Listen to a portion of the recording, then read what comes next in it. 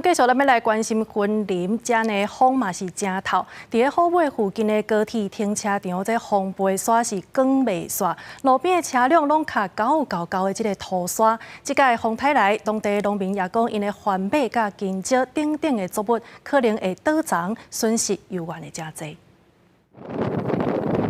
一阵的强风将地面的沙吹起来，滚起来沙尘直接吹到路边的车辆和邻近的社区。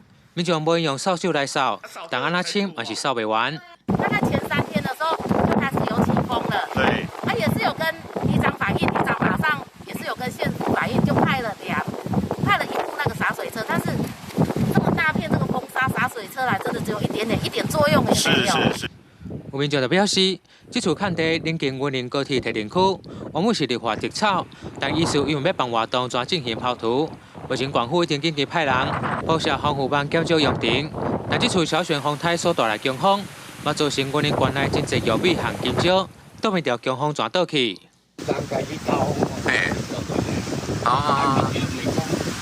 即摆倒来金蕉就拢无效去啊，要做2球啊嘛人都无爱买啊。该生一遍尔，倒位就无啊，个细摊个头发起啊。